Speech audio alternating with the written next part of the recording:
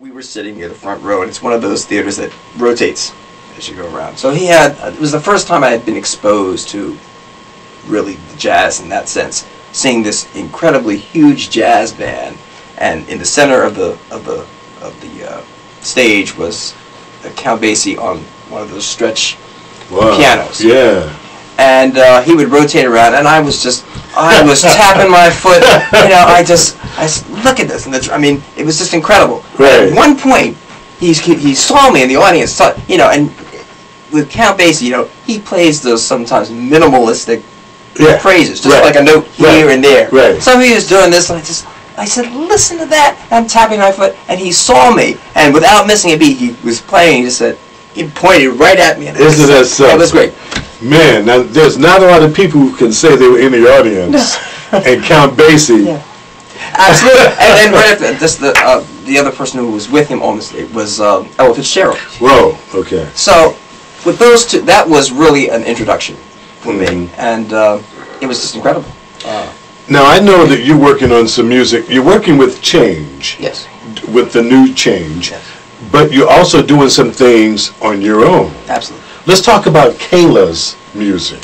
What are you ready to present, or getting ready to present to the masses? Well, I've been working on my album for probably the last year or so. You know, experimenting with different styles and whatnot. I'm trying to put that selection of songs that I feel is going to be represented. Which is, and I know, and I don't mean to cut you off, but I know that's critical to you because you're a producer. Yes. So as you put your album, your songs, the selection is very critical. Yes. So as an artist, speaking strictly as an artist, you know, one doesn't want to be pigeonholed as to what style. So I'm trying to find those songs that are going to be representative of what I think I do, and also that what the masses might appreciate as well. But in the end, it's something from my heart, and I'm hoping to have it out by the summertime. So. Do you have a title for it? It's called, the title of the album will be called The Jazster. Wow, I like that. Yeah. Repeat that. I like that. The Jazster. That's cool. Yeah. I like that. The Jazster. And one of the cuts I'm particularly fond of is one called Just My Kind of Thing. Sort of a bebop, very simple sort of tune, but it's uplifting and just. You know.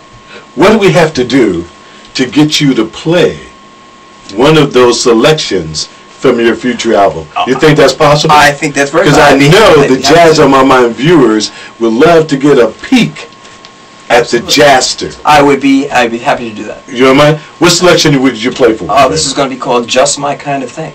And that's coming off that new album? Correct. The Jazster. Correct. Ladies and gentlemen, Kalah Higginbotham and the Jazster.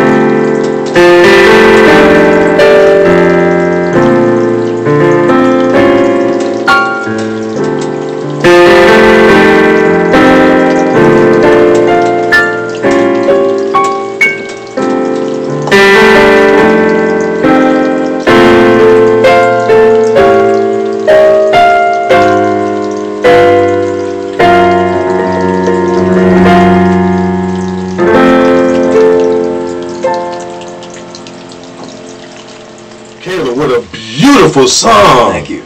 And the rest of the album, I know, is going to be just as good. Oh, thank you very much. And the name of the album again is called The Jaster. The Jaster. What was your inspiration for that particular song?